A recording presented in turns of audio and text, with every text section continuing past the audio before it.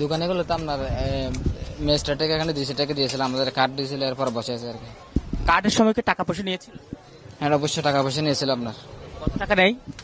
50 থেকে 60 হাজার টাকা রাজস্ব দিয়ে আমরা বসছি এখানে। প্রতি বছর 50 থেকে 60 হাজার?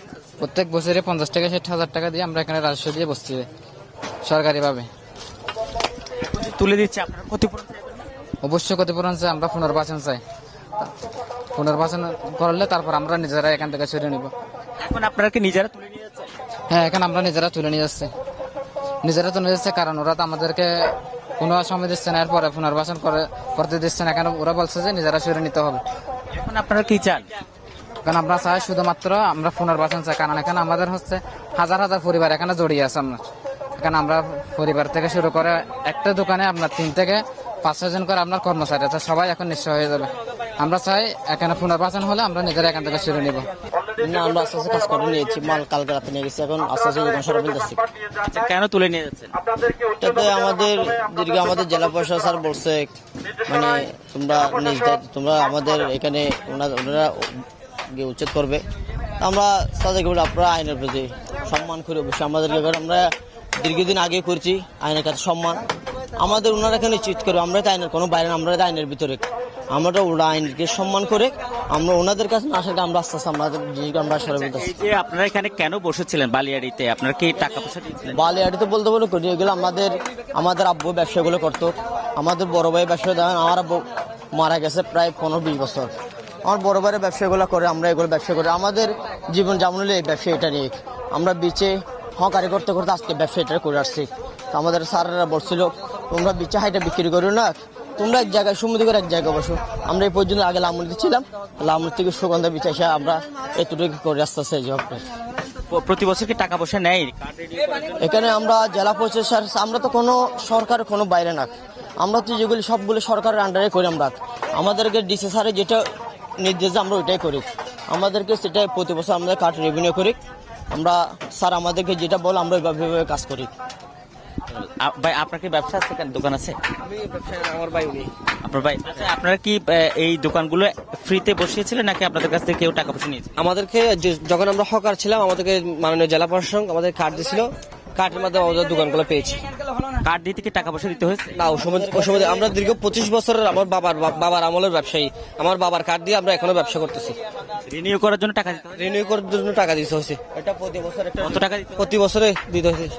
এখন মনে করেন প্রথমে ছিল আগে কম, এখন মনে করেন প্রতি বছর 30,000 টাকা। এই যে আমরা গত রমজানে মানে জুনের মধ্যে দিয়েছিলাম 2 বছরে, এর আগে 1 বছর টাকা দিয়ে নেই, গতবার টাকা দিয়েছিলাম প্রায় কুরবানের আগে 1-2 দিন আগে। খুবই কষ্টে ছিলাম, তাও কুরবান না করে কিন্তু আমরা সম্মান করে কার্ডের রেভিনিউ আমরা নিজেরা সরকারে যখন বলছে আমরা এটা রেভিনিউ করার জন্য। এটা আমাদের জুন টু জুন কার্ডের মেয়াদ থাকে, প্রতি বছর জুনে কার্ড রিনিউ করতে হয়। এখন আপনারা কি চান?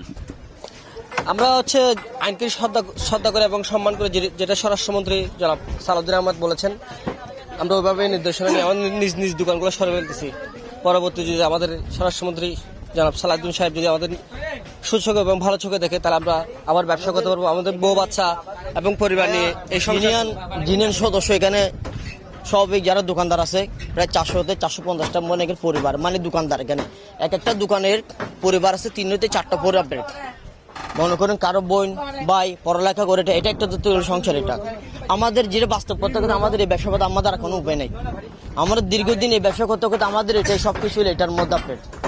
আজকে যদি মনে করেন আমরা ঈদের আগে এই রমজানের সময় আমরা কত টাকা দোকান খরচ করছি, তারপর মাল তুলছি দোকানের জন্য। আমরা কি ঈদের আশা নিয়ে আমরা গোটা কয়েক বছর ধরে কষ্ট পাচ্ছি, কারণ এমন লোকজন হচ্ছে না, এভাবে করে আমরা কষ্ট। এখন সামনেই তার সবাই যার যার পথে এটা একটা পুঁজি করছে, যার যার পথে দোকানপাট খরচ করছে। এখানে খুবই আমরা সামনেরটা আমাদের কিভাবে দিনকাল চলবে এটা আল্লাহ পাকা জানে, উপর আর কেউ জানে না ভাই। এটা না, এগুলি তো আসলে আমরা বছর বছর রিনিউ করি, ওই হিসাবে আমরা অস্থায়ী কার্ড হিসাবে আমাদের দোকানগুলি ম্যাজিস্ট্রেটে বসাই দিচ্ছিল আর কি।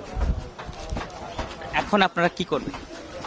এখন তো আমরা যে কোর্টের অর্ডার যে দোকানগুলো তুলে ফেলতে হবে, না হলে তো বা এখানে বোল্ডোজার দিয়ে গরিবের সব মালামাল থাকবে, এই দোকানগুলো 50-60 হাজার টাকা করে খরচা হয়, তাহলে এইটুকু যাচ্ছে। তারপরও আমরা আইনকে সম্মান রেখে আমরা নিজ উদ্যোগে সরিয়ে নিচ্ছি আর কি। আপনারা ইতিমধ্যে দেখতে পাচ্ছেন যে তারা তাদের দোকান সরিয়ে নিচ্ছে। আসলে এতগুলো দোকান এটা সরিয়ে দেওয়ার জন্য সময়ের প্রয়োজন। সো 10টার সময় যেটা সেই সময় তারাই প্রার্থনা করেছিল, তারা আজকে সকালে আবার আরো কিছুক্ষণ সময় চেয়েছে। যেহেতু তারা সেই সময়টুকু চেয়েছে, তাদের দিক বিবেচনায় কিছুটা সময় বর্ধিত করা হয়েছে, এবং যেহেতু তারা নিজ উদ্যোগে সরে যাচ্ছে, যার কারণে তাদেরকে সেই সময়টা আমরা দিচ্ছি এখন। আচ্ছা, এখানে কি কোনোভাবে কেউ বাধাগ্রস্ত করার চেষ্টা করছে আপনাদের অভিযানকে? না, কোনো বাধা আসেনি আমাদের অভিযানে। সুগন্ধা ছাড়াও আমরা লাবণী এবং কলাতুলি পয়েন্টেও বেশ কিছু অবৈধ স্থাপনা দেখতে পাই, যেগুলো এভাবেই বসানো। তাদের বিরুদ্ধে কোনো ব্যবস্থা নেবেন? এই আমাদের যে উচ্ছেদ কার্যক্রমটা, এটা একটা ধারাবাহিক প্রক্রিয়া। আপনারা ইতিমধ্যে দেখেছেন, ওইদিকে ফিশ ফ্রাইয়ের অংশ যেটা ছিল সেটা পরিষ্কার করা হয়েছে, আজকে এই মার্কেটটা পরিষ্কার করা হচ্ছে, এবং ভবিষ্যতে ধারাবাহিকভাবে সম্পূর্ণ বিচি পরিষ্কার করা হবে। এটি আমরা যদি দেখেছি পাই, এর আগেও বেশ কয়েকবার উচ্ছেদ হয়েছিল, কিন্তু পরবর্তীতে তারা ব্যান বা বিভিন্ন আকারে বসে যায়। পরবর্তীতে আপনাদের পদক্ষেপ কি থাকবে স্থায়ীভাবে এটি দখলমুক্ত রাখার জন্য? স্থায়ীভাবে দখলমুক্ত রাখার জন্য এটা আশা করি এবার যখন আমরা পুরো বিচটা ক্লিন করব, ক্লিন করার পরে দেন যে যত স্টেক হোল্ডার আছে সমুদ্র রিলেটেড সবাই মিলে বসে এটার একটা স্থায়ী সমাধান যাতে করা যায়, এটা তো আসলে কর্তৃপক্ষের সিদ্ধান্ত। আশা করি তারা মিলে এটা একটা ভালো সিদ্ধান্ত নিতে পারে। ওরা যেটা একটা অভিযোগ করছে যে আপনাদের তারা প্রতি বছর আসলে বিচ ম্যানেজমেন্ট কমিটি এবং এলআর ফান্ডে একটা টাকা দিয়ে মূলত কার্ডগুলো রিনিউ করে, তাদের যে ক্ষতিপূরণ সেটি আসলে জেলা প্রশাসন বিবেচনা করবে। এটা কর্তৃপক্ষের সাথে কথা বলে আপনারা জানতে পারবেন, নিশ্চয়ই তারা সেটা